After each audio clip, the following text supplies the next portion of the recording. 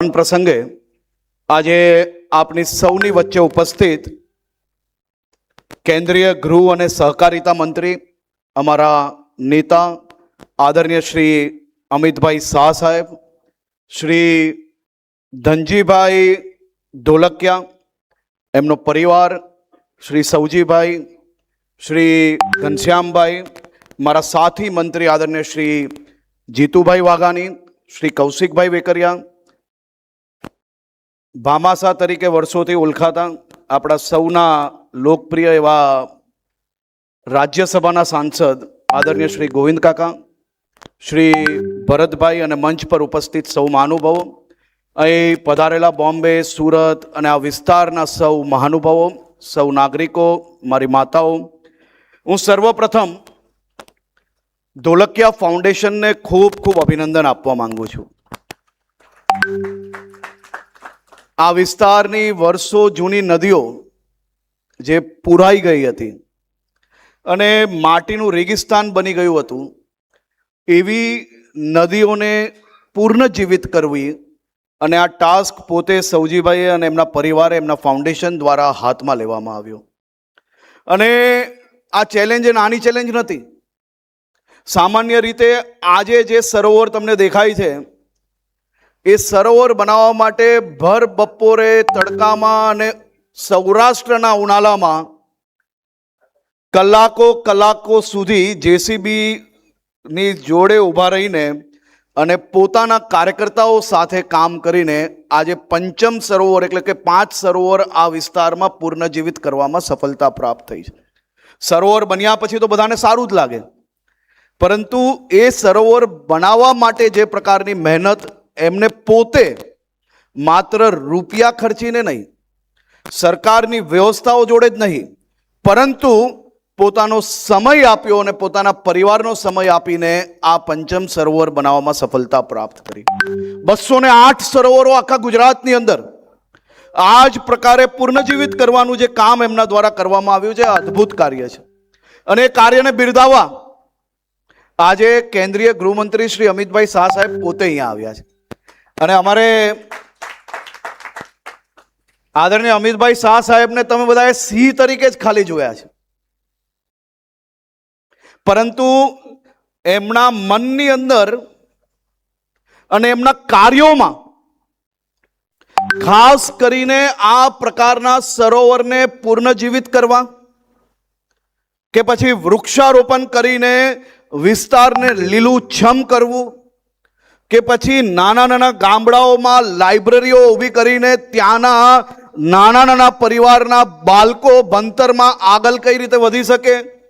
તેવા નાના કામો કરતા, અને એ કાર્યો માટે કદાચ તમને સૌને જાણકારી નહીં હશે, પરંતુ સાહેબને આ પ્રકારના કામગીરીમાં આખો દિવસ એમને મેં ગાંધીનગર લોકસભામાં ગામડાઓની અંદર આ પ્રકારના અનેક સરોવરોને પુનર્વસન કરાવીને પાછા પુનર્જીવિત કરતા મેં પોતે જોયા છે. આખા દેશના મોટા કામોની અંદર વ્યસ્ત હોવા છતાં એમનો ગુજરાતમાં પ્રવાસ હોય ત્યારે એમની લોકસભામાં આ દુધાલા જેવા બીજા અનેક ગામડાઓ, અને એ ગામડાઓમાં જે આ સરોવર તમને એક દેખાય છે ને, એવા સરોવર પર પોતે જઈને ખાતમુહૂર્ત તો કર્યું જ હશે, એનું પ્લાનિંગ બી બનાવ્યું હશે, અને ત્રીજી વાર પાછું લોકાર્પણ કરવા બી પોતે ગયા હશે.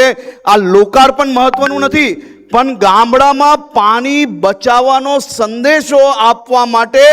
પોતે નાના ગામડાઓમાં અનેક વાર જતા મેં પોતે જોયા છે. અને એ જ વિસ્તારમાં દરેક ગામડાઓમાં લાઇબ્રેરી બનાવતા તમે અનેક રાજનેતાઓને જોયા હશે, પરંતુ એ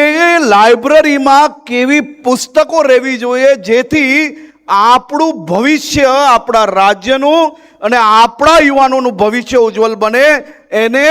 રાજ્યના અને આપણા આપેલા સંસ્કારો જીવિત રહે તે માટે કેવી પુસ્તકો રહેશે તે માટે બી કલાકો સુધી બેઠક લેતા મેં પોતે જોયા છે એમને. અને એ બેઠકમાં મારા જેવા અનેક લોકોને કંઈક ને કંઈક શીખવા મળ્યું છે, અને સાથે સાથે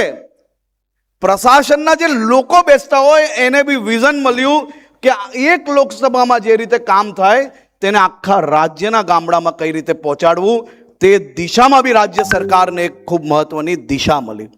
લાખો વૃક્ષારોપણ દર વર્ષે કરાવવાનું, અને વૃક્ષારોપણ માત્ર કરાવવું એટલા જ પૂરતું નહીં, નંબરો કેટલા થયા એનું મહત્વ નથી. અહીંયા બી સૌજીભાઈને સૌથી પહેલા કીધું કે આ નાના વૃક્ષોની બદલે ભલે સમય લાગતો પણ આપણે તો વડલા જ વાવવા છે, જેથી આવનારી પેઢીઓ દર તક એમને વડલાનો છાયો મળે અને એના ભવિષ્યની અંદર બી આ વડલાઓ આ જીવન આ ગામડાઓને છાયો આપે. અને બીજું, સાહેબ આજે જતા જતા કહ્યું કે આ ગામડું, આજુબાજુના ગામડાઓ આ સરોવરોની આસપાસ આવીને પોતાના પરિવાર જોડે રવિવારનો દિવસ મનાવી શકે તે માટે સામાન્ય નાગરિકો માટે બધી જ વ્યવસ્થાઓ ખુલ્લી મૂકવી જોઈએ. અને હું સૌજીભાઈને બી અભિનંદન આપું છું. સાહેબે સજેશન આપતાની સાથે સૌજીભાઈએ કહ્યું કે આ બધું જ અમે રવિવાર માટે લોકો માટે ખુલ્લું મૂકીને અહીંયાના નાના બાળકો આ વિદેશમાં જેમ દરિયા કિનારે અલગ અલગ વોટર સ્કૂટરની વ્યવસ્થાઓ હોય છે એ બી લઈ શકે, એ સાહેબના સજેશનને સૌજીભાઈએ આવકાર્યું અને દર રવિવારે લોકો માટે આ ખુલ્લું મૂકવાનો નિર્ણય બી આજે એમના પરિવાર દ્વારા લેવામાં આવ્યો છે. તે બદલ બી હું એમને ખૂબ આભાર અને અભિનંદન માનું છું. ફરી એકવાર અહીંયા આવેલા ગુજરાતના વિવિધ ગામડાઓના અગ્રણીઓને હું વિનંતી કરું છું, આ જ દિશાએ રાજ્ય સરકારની અનેક સ્કીમના આધારે આપ સૌ લોકો બી આપ પોતપોતાના ગામમાં આ પ્રકારના સરોવરોને પુનર્જીવિત કરવા માટેનું કાર્ય હાથમાં લો. અને સૌજીભાઈ જેવા અનેક આપણા અગ્રણીઓ જે આપ સૌ લોકોને આ કામની અંદર માર્ગદર્શન બી આપી શકે છે, તો આપ સૌ લોકો આ કામને આગળ વધારો તેવી જ હું આપ સૌ લોકોને અપીલ કરું છું. આપ સૌ લોકોનો ફરી એકવાર ખૂબ આભાર.